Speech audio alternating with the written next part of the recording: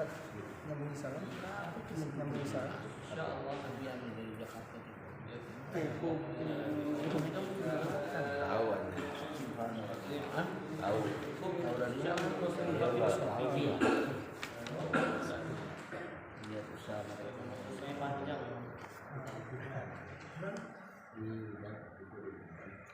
Di sini ada yang Mampu. vaksin Di laut.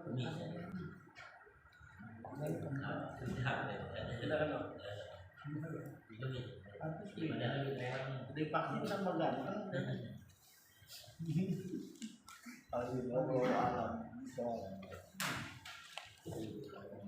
Saya tidak melihat tubuh terlalu tulis dulu makhluk Allah disyahid Allah dan anda fi'atan itu syarr ya libadan kulli khair lana wa liwalidina wa li ahbabina wa li masyayikhina wa anna Allah yuhyi bil hadirin wa yuhyi walidi shifaan taman ajilan la yughadiru saqaman wa la alaman wal maut bil islam wal iman bil amana wal imtihan bi hadhihi sayyidina wa li kulli niyatin salihah وإلى حضرة النبي محمد صلى الله عليه وسلم بسر أسرار الفاتحة أعوذ بالله من الشيطان الرجيم بسم الله الرحمن الرحيم الحمد لله رب العالمين الرحمن الرحيم مالك يوم الدين إياك نعبد وإياك نستعين اهدنا الصراط المستقيم صراط الذين أنعمت عليهم غير المغضوب عليهم ولا الضالين يا أرحم الراحمين يا أرحم الراحمين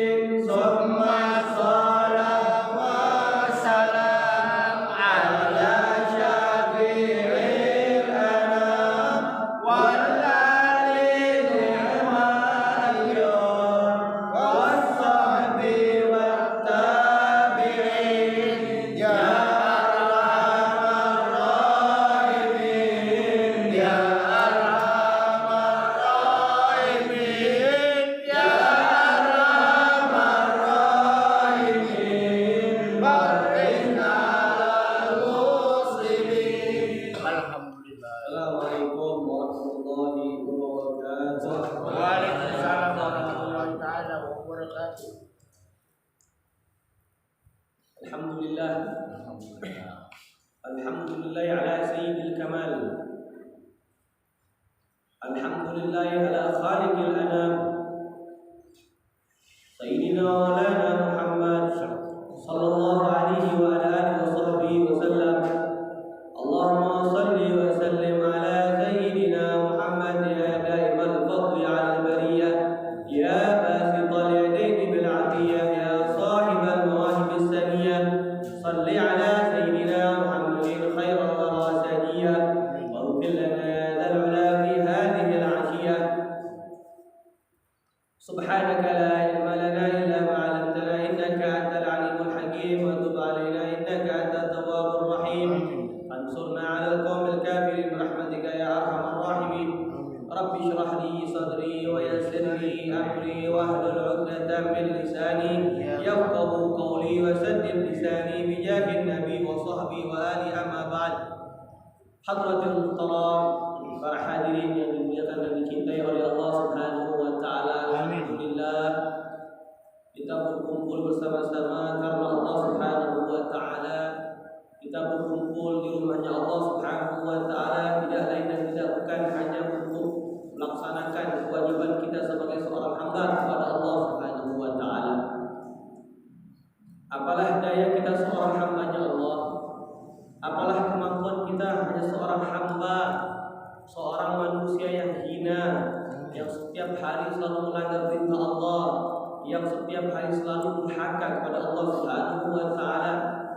Tapi kita lihat dengan kasih sayangnya Allah Subhanahu wa taala, meski kita berbuat zalim kepada Allah, meski kita melanggar perintah Allah, tak sedikit pun daripada nikmat-nikmat Allah yang sudah Allah cabut daripada nikmat yang sudah Allah berikan kepada kita.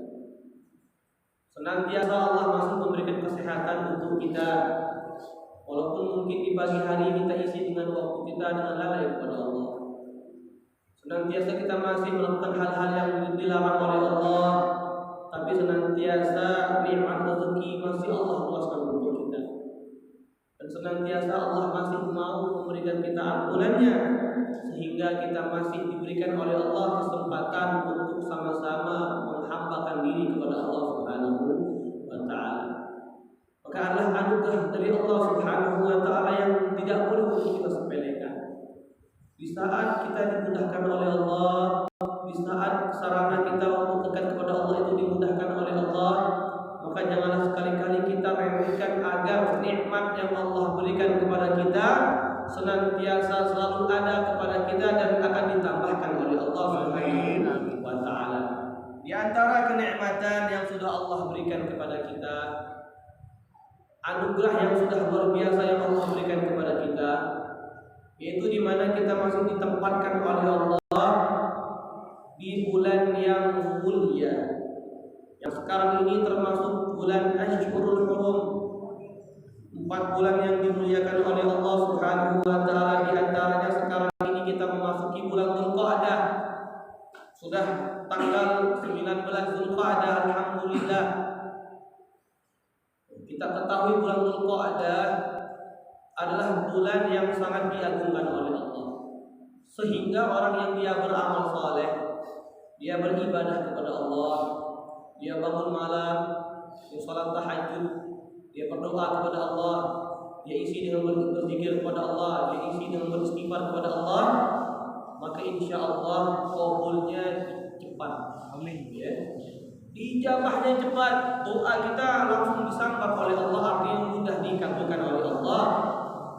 Sehingga di bulan Ashhurul Hurum kita mendapatkan fadilah yang sangat luar biasa. Di antaranya amalan-amalan ibadah kita itu dilipat gandakan oleh Allah.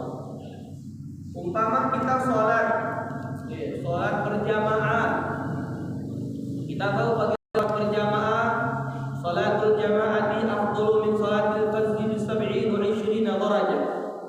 Sholat berjamaah itu lebih mulia, lebih utama daripada sholat sendirian, kata Nabi Muhammad. Rasul mengatakan lebih utama, lebih mulia sholat berjamaah daripada sholat sendirian. Dengan apa? Allah berikan 27 derajat. Artinya semakin dekat kita kepada Allah Subhanahu wa taala, Tapi kita lihat sisi lainnya. Umpama Allah memberikan 27 derajat, maka di bulan ini yang sudah dijanjikan dilipat gandakan amalan ibadah kita, berarti kita sudah mendapatkan 2 kali sholat berjamaah. Seakan-akan sudah kita melaksanakan sholat 2 kali berjamaah, berarti kita sudah mendapatkan 27 tambah 27 54 derajat di sisi Allah Subhanahu wa taala. Maka ulama menganjurkan di bulan Ashurul Hurum untuk lebih giat lagi ibadahnya, semangatnya, bangun malamnya, sholat tahajudnya, sholat duhanya, sholat qobliyahnya, sholat rawatib yang sudah diajarkan oleh Nabi Muhammad SAW, agar ibadah kita dilipat gandakan oleh Allah. Dan amal kita pasti akan dicintai oleh Allah dan diterima oleh Allah Subhanahu wa taala. Maka di antara amalan-amalan yang sangat dianjurkan di bulan Ashurul Hurum, yaitu sebagaimana diriwayatkan oleh Al-Imam Al-Ghazali di dalam kitabnya. Beliau meriwayatkan hadis yang hadisnya ini mungkin dhaif di kalangan sebagian ulama. Dhaif artinya hadis ini lemah, ya, lemah di dalam hadisnya, mungkin lemah di dalam rawinya, ya, atau rawi hafalannya kurang lengkap, atau perawi ini dia sanadnya itu ketemu dengan gurunya itu kurang tahu. Tapi di dalam Fadhailul A'mal, walaupun hadis ini lemah di dalam sanadnya, ya, artinya walaupun ini hadis lemah di dalam sanadnya, tetap kita dianjurkan di dalam Fadhailul A'mal. Tetap untuk Fadilah A'mal, tetap kita bisa mengerjakan ini hadis. Apa bunyinya? Barang siapa yang mengerjakan puasa 3 hari berturut-turut di bulan Ashurul Hurum, Kamis, Jumat, Sabtu bulan Ashurul Hurum, maka Allah Subhanahu wa taala memberikan pahala yang sangat luar biasa, dihitung ibadahnya, dihitung pahala puasanya seperti dia mengerjakan ibadah selama 700 tahun. Bukan main, ya. Sarana kita digampangkan oleh Allah. Sarana untuk kita dekat kepada Allah Subhanahu wa taala bukan main, sangat Allah berikan, Allah gampangkan jalannya. Nah, tinggal kita untuk apa? Untuk mengerjakan semua ibadah tersebut agar kita mendapatkan janji daripada Allah Subhanahu wa taala. Maka beruntung ma'asyiral hadirin yang dimuliakan oleh Allah. Kita ini termasuk orang yang beruntung pertama menjadi umat Rasulullah. Kenapa? Karena amalan yang sedikit tapi diganjar oleh Allah dengan berlipat-lipat pahala dari Allah. Sedangkan umat-umat sebelum umat Nabi Muhammad, umat Nabi Isa, Nabi Musa, mereka ketika mau dekat kepada Allah sungguh sulit. Jalan mereka untuk dekat kepada Allah sangat susah. Tapi Allah manjakan umat Nabi Muhammad dengan amalan yang sedikit tapi bisa dekat kepada Allah Subhanahu wa taala.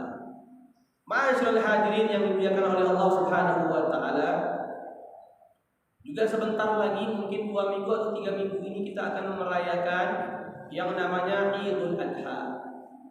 Id, kata para ulama, mana yang lebih afdal antara Idul Fitri sama Idul Adha? Ulama mengatakan yang lebih utama, lebih afdal di antara kedua hari ini adalah hari Idul Adha. Kenapa? Karena disebutkan di dalam Al-Qur'an.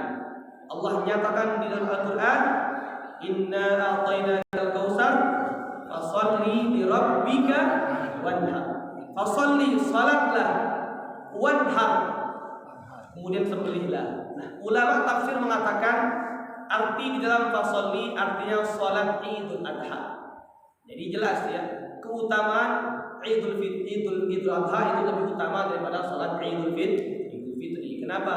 Karena disebutkan di dalam Al-Qur'an. Kemudian kedua, di dalam Idul Adha kita diajarkan untuk kasih sayang sesama umat muslim. Kita diajarkan untuk lebih dekat kepada Allah Subhanahu wa taala. Caranya sangat gampang, ma'azul hadirin. Caranya sangat gampang, cukup kau menyembelih hewan kurban. Yang mana ini menyembelih hewan kurban bukan hanya faedahnya menyenangkan umat muslim, tapi faedahnya apa? Menjadi tunggangan kita untuk di hari kiamat nanti. Di Di saat orang jembatan Shiratal Mustaqim, ada yang mengatakan orang berjalan di Shiratal Mustaqim itu tergantung amal ibadahnya. Kalau ibadah dia Masya Allah, maka ada yang mengatakan seperti cepatnya al-barq, seperti kilat yang menyambar. Ada lagi yang mengatakan cepatnya seperti apa? Seperti kuda yang berlari. Ada yang seperti berlari, ada yang seperti berjalan. Itu semua tergantung dengan amal ibadahnya. Nah, termasuk kalau kau mau mendapatkan kendaraan untuk melewati itu semua, diantaranya Idul Adha, berkurban, ya. Ini ma'asyarul hadirin yang dimuliakan oleh Allah Subhanahu wa taala. Jadi kalau kita untuk hewan kurban, jangan kita bersusah. Karena dalam berkurban fadilahnya pertama Allah sebutkan di dalam Al-Qur'an. Kemudian kedua, keberkahannya juga pasti Allah akan berikan untuk orang yang berkurban. Jadi jangan sampai kita kalau musim ikan kita beli ikan cupang, ikan apa lagi, ikan lohan, ikan macam-macam pokoknya. Selesai musim ikan, datang nanti musim apa lagi nih? Musim apa lagi sebelumnya? Musim burung. Wah, main beli burung murai, beli kandangnya yang bagus, yang meriah. Habis musim ini HP sekarang, HP macam-macam, terbaru, update terbaru, beli lagi. Giliran datang Idul Adha, bukan dia beli hewan, malah dia ngantri kupon untuk mendapatkan kurban. Ini sangat sesalkan, ya. Kita ma'asyarul hadirin yang diberikan oleh Allah, maaf, kita rokok sehari 20.000 kita sanggup untuk membelinya. Tapi ini untuk hewan kendaraan kita, yang dimana nanti untuk mengantarkan kita dalam surganya Allah Subhanahu wa taala, kita kurang mampu. Maka ayo sisihkan ma'asyarul hadirin yang diberikan oleh Allah Subhanahu wa taala. Sisihkan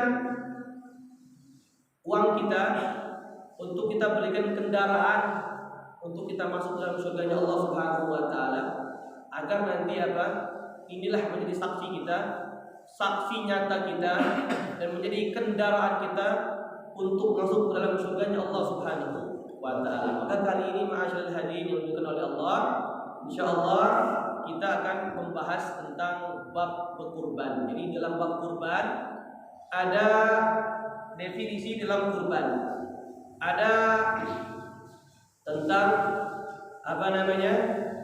hukum kurban, dan juga nanti insyaallah akan dibahas tentang hewan apa saja yang boleh untuk dikurbankan. Bismillahirrahmanirrahim. Qala mu'allif rahimallahu wa nafa'ana bihi bi ulumihi fid dharain amin. Bab yang menerangkan tentang kurban. Faslun fi ahkamil udhiyah. Bab yang menerangkan tentang udhiyah. Udhiyah itu artinya berkurban. Bidhamil hamzah bil ashhur wa hiya ismun lima yudbahu minan na'am. Apa itu udhiyah?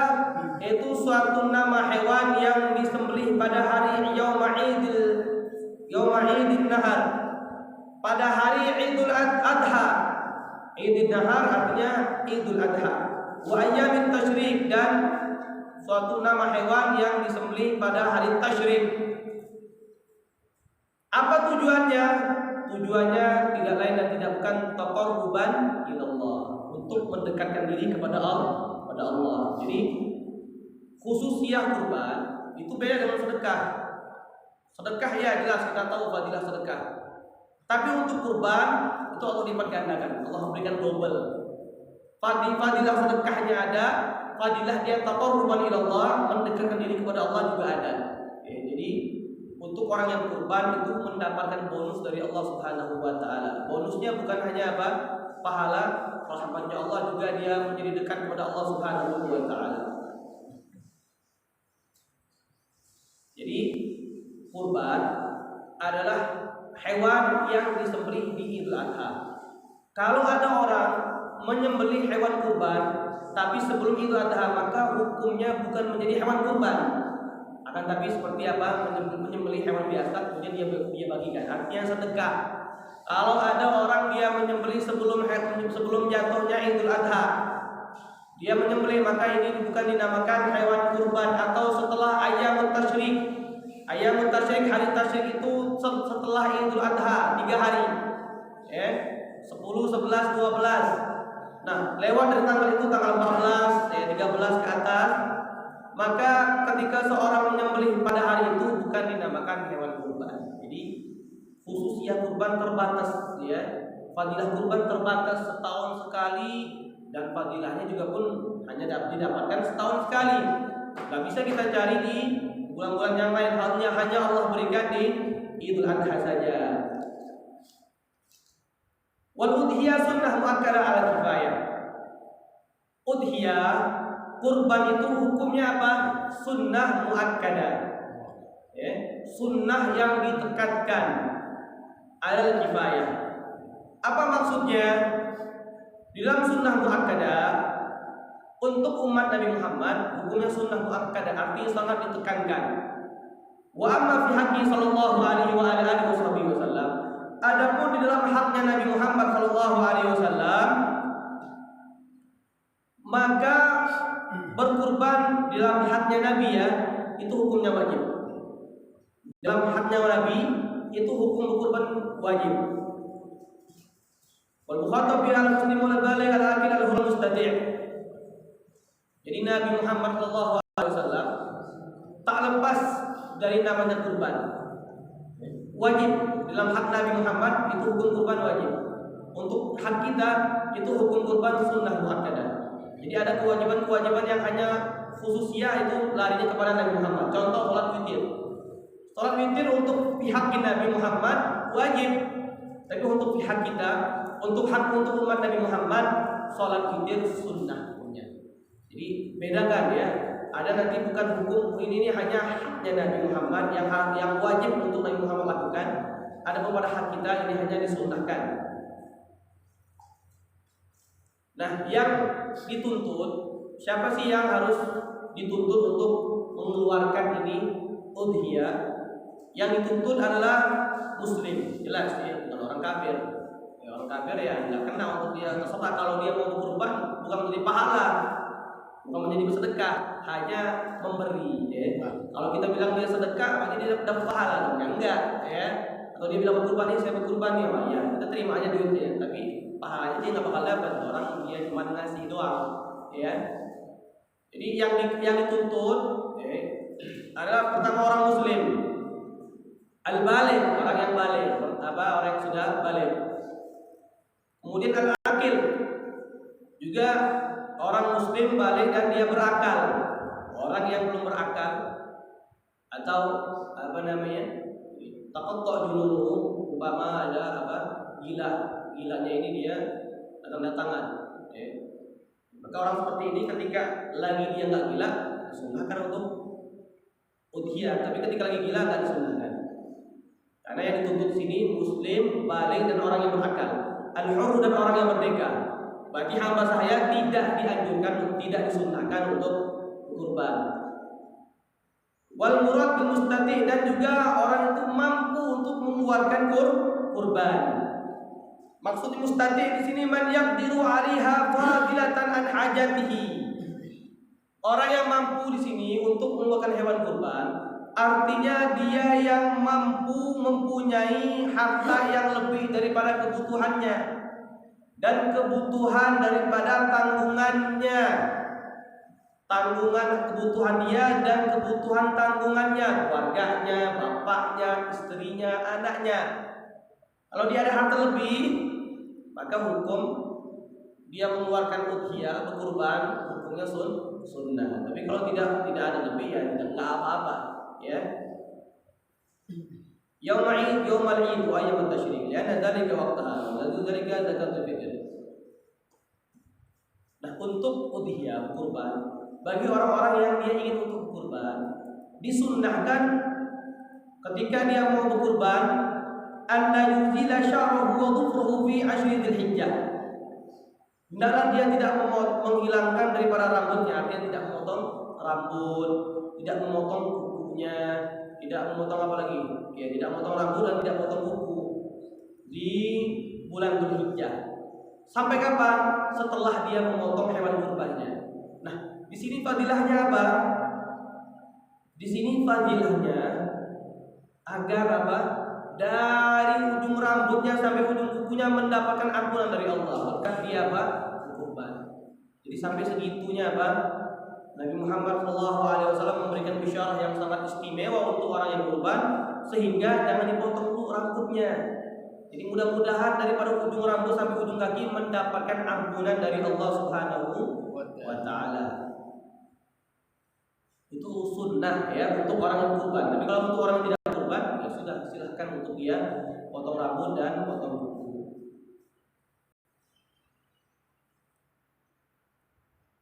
Lalu faiza ata biha wahidun min ahli bait kafa jami'ihim. Nah, makna sunnah muakkadah al kifayah. Jadi kan dalam hukum ada namanya fardul ain, ada fardul kifayah. Kalau fardul ain, salat 5 waktu, semua dari kalangan kita wajib untuk melaksanakan salat 5 waktu. Kalau fardul kifayah, satu aja yang sudah melaksanakan, maka semua daripada satu kampung ini tidak wajib untuk melaksanakan. Contoh salat jenazah. Apakah wajib untuk semua orang kampung di kampung sawah ini menyolati jenazah? Tidak, ya. Ada 5 orang sudah, yang lain tidak dikenakan kewajiban untuk sholat jenazah. Itu untuk fardu kifayah. Nah, adapun untuk al kifayah, sunnah kifayah, maknanya fa idza ata biha wahidun min ahli bait kafa ajamilhim.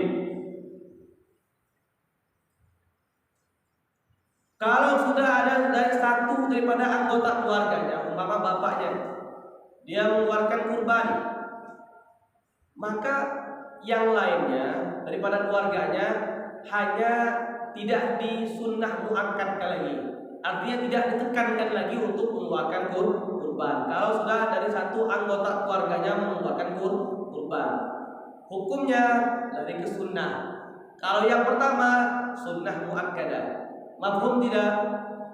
Jadi ada satu anggota keluarga, ya. Pertama kan hukum kurban ini sunnah muakkadah, tapi al kifayah. Artinya kalau ada satu kepala keluarga ada yang mengeluarkan kurban, maka sisa daripada anggota keluarganya tidak ditekankan lagi sunnahnya. Artinya hanya sunnah saja untuk mengeluarkan kurban. Itu maksud daripada sunnah kifayah. Wala tajibul udhiyatu illa bin nazar. Dan hukum udhiyah itu enggak wajib. Hukum udhiyah tidak wajib kecuali kalau dia nazarkan. Ya. Contoh di dalam nazar, hakikatan au hukman fal awwa ka qawlihi lillahi alayya an udhi bihadhihi wa tsani ka ja'altu hadhihi udhiyatan. Jadi nazar, kalau orang dia bernazar, ya Allah, aku kalau mendapatkan rezeki aku berkurban. Kalau dapat rezeki dia, maka orang ini wajib untuk kurban. Orang ini wajib untuk berkurban, ya. Karena sesuatu yang sunnah, ketika kita nazarkan maka sunnah tersebut naik derajatnya menjadi wajib. Itu yang harus kita pahami. Suatu sunnah ketika kita nazarkan maka hukum sunnah tadi menjadi wajib. Contoh sholat duha hukumnya sunnah. Ketika kita nazarkan, ya Allah kalau aku dapat rezeki, ya ini rezeki dia pokoknya, ya mudah-mudahan dapat rezeki melimpah, ya. Kita nazarkan maka hukum sholat duhanya menjadi wajib. Tapi untuk hari itu bukan seterusnya sholat duha wajib, ya. Nanti kita kelepar nanti untuk sholat duha. Nah, contoh berikutnya, kita ada kambing. Saya katakan, aku jadikan ini sebagai hewan kurban. Maka ketika dia sudah ngomong seperti ini, hukum hewan kurbannya, hukum dia mengatakan ini hewan dia menjadi hewan kurban wajib, ya. Mau tidak mau harus menjadi hewan kurban. Nggak boleh dicabut, saya tarik perkataan saya tidak, ya. Oh ini setengah-setengah nih, ya. Nggak boleh setengah-setengah, nanti dia masuk surga setengah-setengah, masuk setengah pintunya, setengah apa dengan pintu surga, setengah lagi di pintu neraka. Itu serem, ya. Makanya Allah nggak mau setengah-setengah. Kalau mau udkhulu bisilmi kafah, masuk itu secara utuh, ya. Jangan setengah. Jadi hukum udhiyah asalnya sunnah muakkadah untuk satu kepala keluarga. Kalau sudah ditunaikan, maka sebagian daripada anggota keluarganya tidak ditekankan lagi sunnahnya, tapi hanya sunnah saja. Ya, paham? Nah, adapun orang yang dia bernazar dengan nazarnya atau dia mencontohkan kalau aku jadikan ini hewan sebagai hewan kurban, maka itu juga sama seperti hewan nazar, hukum udhiyahnya kurbannya menjadi wajib.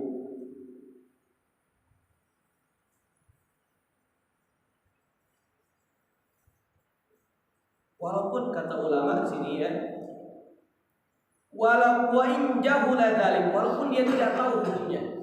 Misalkan dia nggak tahu hukum nazarnya apa ya, dia nggak tahu. Akhirnya dia nanya sama ustaz apa sih hukum nazar?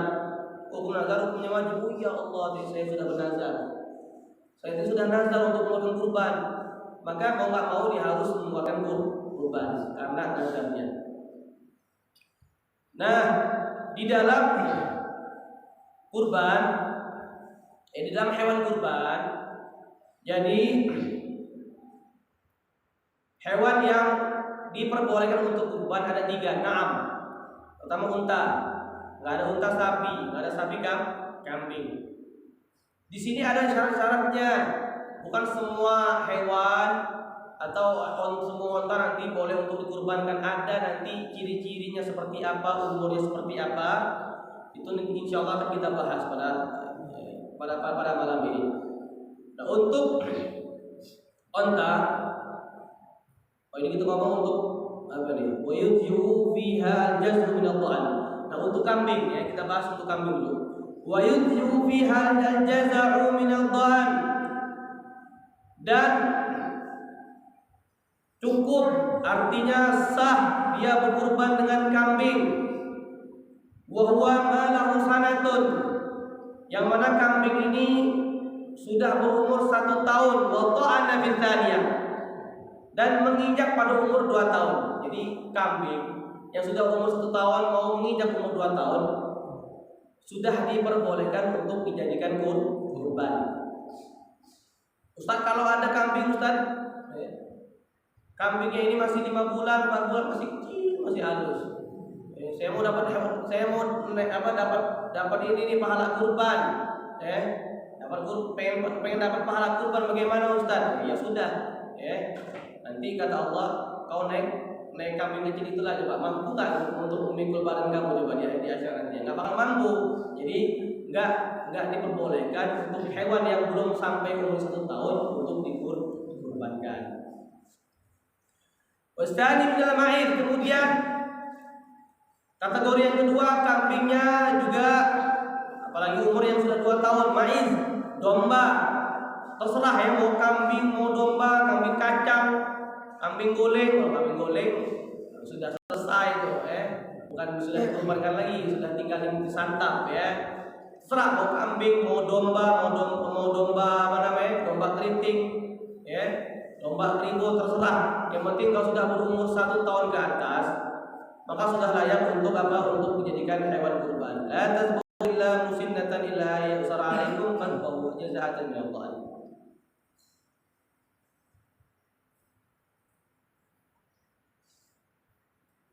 Wa huwa ma sanatan wa ta'ana bisaniyah. Salisa. Masani min al-ibil. Kemudian kategori untuk unta.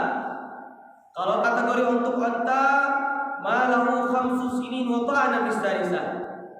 Adapun kategori untuk unta, dia unta yang harus berupa 5 tahun wa ta'ana bisalisa, yang sudah menginjak umur 6 tahun, mau masuk umur 6 tahun. Jadi dari mulai umur 5 tahun mau menginjak umur 6 tahun, sudah jalan umurnya mau masuk 6 tahun, sudah diperbolehkan untuk sembelih ini unta. Jadi unta ini pun ya, unta pun ada unta-untanya ya. Dan di zaman dulu unta ini, kalau mau tahu, Nabi Muhammad SAW sering mengisyaratkan dengan humurun ni'am. Humurun ni'am artinya hewan yang paling mahal, hewan yang paling bagus. Di antaranya unta. Jadi dulu itu kalau orang Arab punya unta dan untanya itu bagus, bersih, bulunya lebat, wah ini dikategorikan orang-orang yang kaya pada zaman dulu. Sama katanya dengan orang sekarang punya mobil yang paling bagus, paling mahal. Nah, sekarang orang seperti itu. Kalau sekarang punya mobil Land Cruiser atau punya mobil Ferrari, maka ini orang paling kaya. Tapi di Arab sana sampai sekarang pun masih berlaku ya untuk humrun ni'am. Jadi onta yang paling bagus tuh ada emang. Onta yang paling bagus tuh ada sampai sekarang. Sampai harganya bisa miliaran. Saking bagusnya onta itu. Dan onta dia punya perasaan. Onta itu dia punya perasaan. Ada diceritakan ada seorang peternak onta. Ini pengen menghasilkan anak dari onta tadi. Bukan ini pemilik mau menghajar ini onta, bukan. Artinya pengen membuahkan seorang anak onta. Akhirnya didatangkan onta ini kebetulan perempuan. Kemudian yang didatangkan anaknya onta sendiri, Sehingga wah ini pemiliknya tahu kalau onta ini, kalau anaknya melihat ibunya dia nggak bakal mau untuk menghamili atau nih bahasanya ini, mengawini ibunya sendiri, nggak mau. Onta, seorang anak onta dia nggak mau untuk mengawini ibunya sendiri, sehingga ini pemilik onta dia mengakali dengan mata anak onta ini ditutup, kemudian dia dihadapkan kepada ibunya sendiri, kemudian dikawinkanlah anak sama ibunya. Ketika ini anak onta matanya dibuka, ketika dia lihat ibunya sendiri dia menangis. Onta tadi dia menangis. Akhirnya selang beberapa bulan ini anak tadi dia punya kesempatan untuk menginjak ini pemiliknya, sehingga ini pemilik diinjak-injak oleh anak onta, mati seketika. Karena balas dendam. Onta itu punya kasih sayang dan dia bisa membalas dendam. Jadi salah satu wajar kalau Nabi Muhammad SAW mengatakan onta itu termasuk hewan yang sangat bagus dan sangat mahal. Adapun untuk kategori sapi, wasani minal baqar ma lahu sanatan wa ta'ala mustarisan. Adapun kategori sapi yang boleh untuk dikurbankan, maka sapi yang ma lahu sanatan wa ta'ala mustarisan. Sapi yang dia mempunyai umur 2 tahun masuk umur 3 tahun. Itu kategori sapi yang diperbolehkan untuk dikurbankan. Wa tuzil badana an sab'ah. Terkadang orang-orang itu nggak mampu untuk beli onta atau beli sapi, mahal harganya. Gimana Ustaz? Saya hanya mau beli sapi, saya pengen beli sapi tapi saya nggak mampu. Nah, sekarang mana duitnya coba? Kalau untuk onta dan sapi itu boleh kita patungan, artinya dapat fadilah kita berkurban untuk sapi dan onta ya. Sapi dan onta boleh kita patungan, artinya dapat fadilah berkurban. Tapi untuk kambing tidak. Jadi caranya bagaimana ya patungan?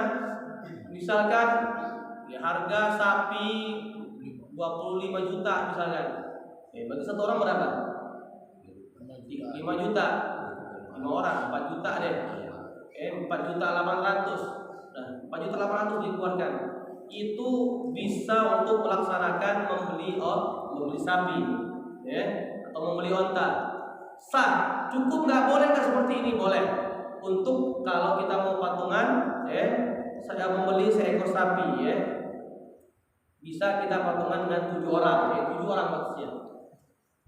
Isyaraku bitadhiyah, ya, sama-sama kita sumbangan kong kali kong, kongsian untuk membeli sapi atau onta.